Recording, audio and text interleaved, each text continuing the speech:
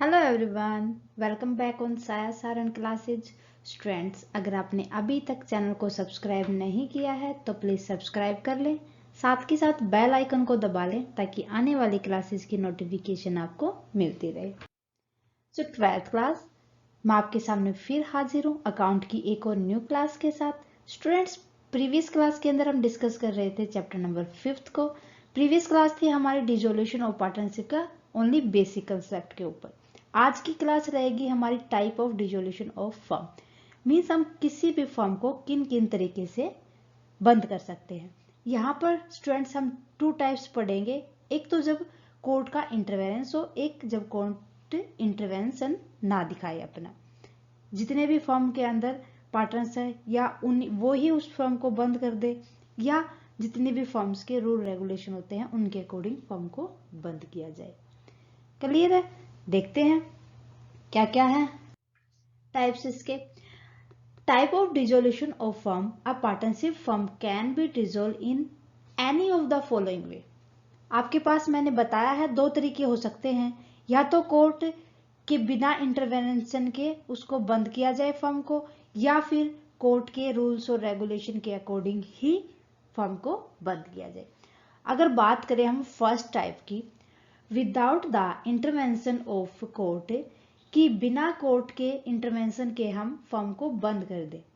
इसमें आती है कंडीशन हमारी, फर्स्ट बात करें, when all partners agree to dissolve the firm. अगर अंडर सेक्शन 40 की बात की जाए तो एक फर्म के अंदर जितने भी पार्टनर्स हैं वो अपने टोटल जितने भी पार्टनर उनकी सहमति के अकॉर्डिंग अगर वो फर्म को बंद करना चाहें तो वो डिसॉल्व कर सकते हैं।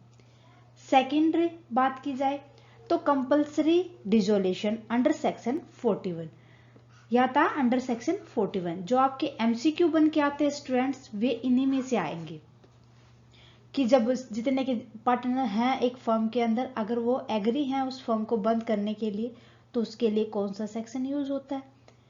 ठीक है, कंपल्सरी डिसोल्यूशन के लिए कौन सा यूज होता है। इसी तरीके से आपको एमसीक्यू के अंदर क्वेश्चन पूछे जाएंगे। ओके, तो आपको साथ के साथ ये भी याद रखना है जितने भी सेक्शन है। सो सेक्शन 41 के अंदर आता है कंपल्सरी डिसोल्यूशन। इसके भी कुछ पार्ट्स हैं। अब ये कंपल्सरी किन किन कंडीशन में माना जाता है।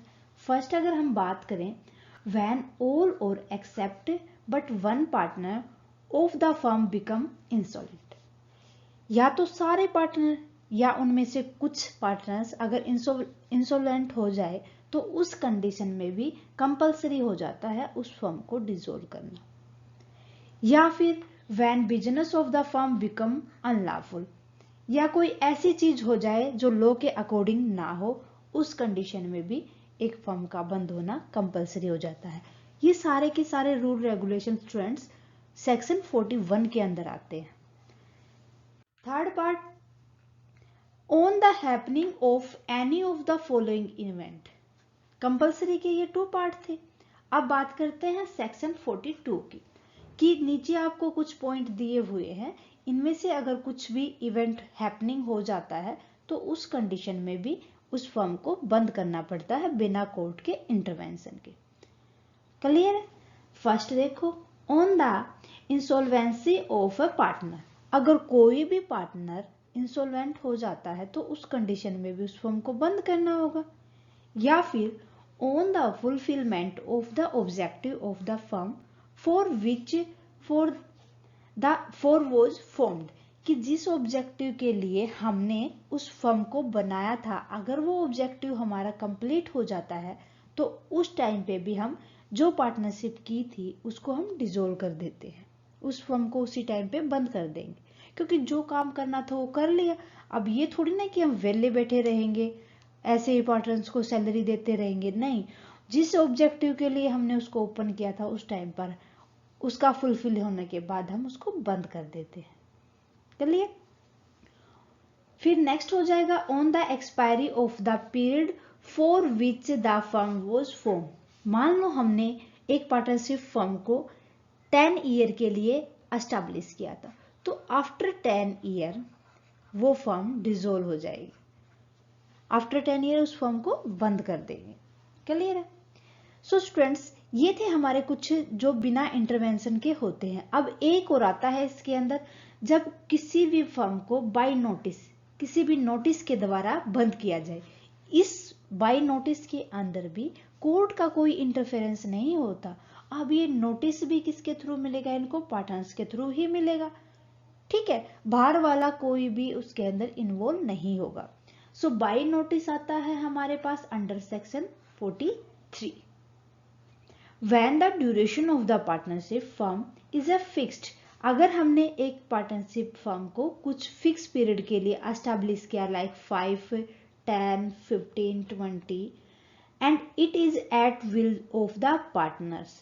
अब ये किसके ऊपर होगा डिपेंड, पार्टनर्स के ऊपर डिपेंड होगा। तो उस कंडीशन में भी after the time period of the fixed partnership then the partnership firm will be dissolve, उसके बाद वो पार्टनरशिप फर्म डिसॉल्व हो जाएगी। Any partners by the giving notice other partners can dissolve the firm. So उस condition के अंदर कोई भी पार्टनर सभी पार्टनर्स को एक नोटिस भेज के कि हम भाई अब आगे कंटिन्यू नहीं रख सकते पार्टनरशिप को, सो हमें यहीं पर इस पार्टनरशिप फर्म को बंद करना होगा, तो उस कंडीशन में भी उस पार्टनरशिप फर्म को बंद डिसॉल्व किया जा सकता है। ओके, सो स्टूडेंट्स अब बात करते हैं हम पार्ट बी की, कि दूसरा तरीका क्या होता है किसी भी फर्म को बंद करने का। सो दूसरा तरीका आता है हमारा under section 44।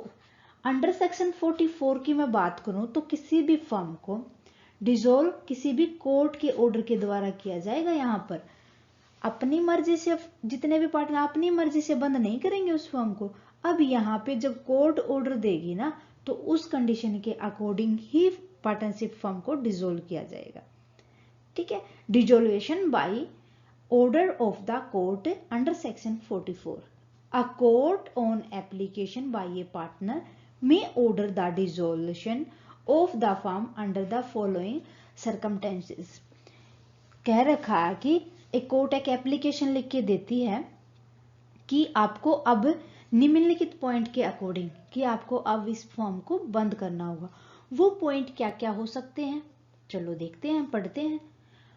First, when a partner has become a unsound mind. जब कोई भी पार्टनर, फर्म के अंदर जितने भी पार्टनर हैं उनमें से अनसाउंड माइंड का मतलब ये हो जाएगा स्टूडेंट्स कि कोई भी पार्टनर अगर मेंटली रिटायर हो जाए तो उस फर्म को कोर्ट बंद करने के लिए ऑर्डर दे देगा। क्लियर है। Second, when a partner has become permanently incapable of performing his duty as a partner. कि कई बार क्या होता है कि कोर्ट को ये लगता है भाई इस पार्टनरशिप फर्म के अंदर जो मान लो राम एक पार्टनर है, वो अब आगे अपनी मान लो उसका एक्सीडेंट वगैरह हो जाए या किसी और वजह से वो आगे अपनी ड्यूटीज को नहीं कर पाता, तो उस कंडीशन में भी उस फर्म को बंद करने के, डिसॉल्व होने के ऑर्डर दिए जाते हैं कोर्ट के द्वारा। Third, when a partner is found quality of misconduct that may harm the partnership।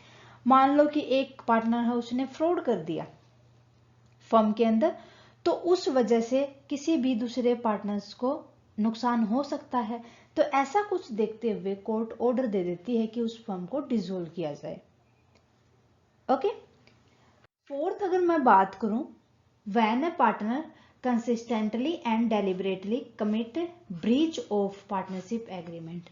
अगर किस कोर्ट को लगे कि मान लो एबीसी फर्म है, वो लगातार जो कोर्ट ने पार्टनरशिप फर्म के जितने भी एग्रीमेंट था उसके अकॉर्डिंग काम ना करे, ब्रीच का मतलब हो जाएगा उल्लंघन करे उसके ऑर्डर का, कोर्ट के ऑर्डर का जो एग्रीमेंट के अंदर लिखे थे, अगर उनका बार बार वो उल्लंघन करती जाती है पार्टनरशिप फर्म, तो उसको बंद कर देती है कोर्ट, बंद करने के ऑर्डर दे देती है। चलो भाई आप अगर हमारे एग्रीमेंट के अकॉर्डिंग काम नहीं करते तो आपकी फर्म को डिसॉल्व किया जाता है। ठीक है, ये भी एक वे हो सकता है।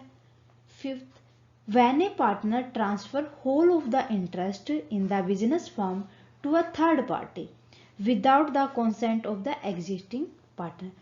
एक पार्टनर ने अपने जितने भी उस बिजनेस फर्म थी उनकी, उसका सारा का सारा इंटरेस्ट किसी थर्ड पार्टी को ट्रांसफर कर दिया, और उसके बारे में जो एग्जिस्टिंग पार्टनर है उनको कुछ नहीं बताया, तो उस कंडीशन में भी कोर्ट उस फर्म को डिसॉल्व होने के लिए ऑर्डर सेंड कर देती है।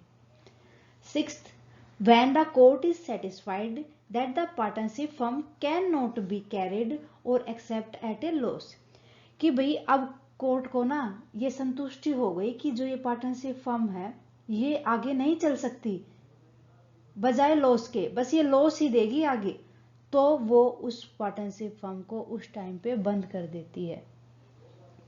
Got my point.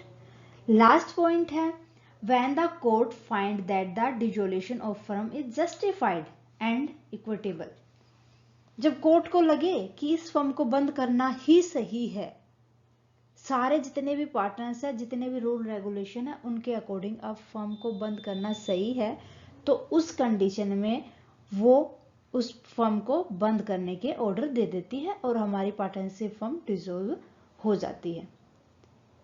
क्लियर है? सो स्टूडेंट्स, ये थे किसी भी पार्टनरशिप फर्म को बंद करने के तरीके। उम्मीद है कि आपको समझ आए होंगे स्टूडेंट्स कि हम किस तरीके से हम पार्टनरशिप फर्म को बंद कर सकते हैं, कोर्ट अपने ऑर्डर दिए बगैर भी, और अगर कोर्ट उसको ऑर्डर देती है बंद करने के तो वो भी क्या क्या हो सकते हैं। स्टूडेंट्स, आज के लिए बस इतना ही, मिलते हैं नेक्स्ट क्लास में। नेक्स्ट क्लास में हम डिस्कस करेंगे डिसॉल्यूशन और प्रोमिसरी नोट के बीच में डिफरेंसेस क्या क्या होते हैं। आने वाली क्लास को बिल्कुल भी मिस ना करें स्टूडेंट्स, आज की क्लास को बिल्कुल परफेक्टली पढ़ें ताकि कोई भी डाउट ना रहे। फिर भी अगर आपको कोई डाउट रहता है आप हमें कमेंट करके बताएं नीचे कमेंट सेक्शन में, और क्लासेस कैसी लगी वो भी कमेंट करें। जितना जल्दी पॉसिबल होगा स्टूडेंट्स आपकी डाउट क्लियरिंग एक क्लास हम रख लेंगे ताकि आपको कोई भी डाउट ना रहे फर्दर। स्टूडेंट्स, क्लासेस अच्छी लगे तो प्लीज लाइक और शेयर करना ना भूलें। थैंक यू स्टूडेंट्स, मिलते हैं नेक्स्ट क्लास में।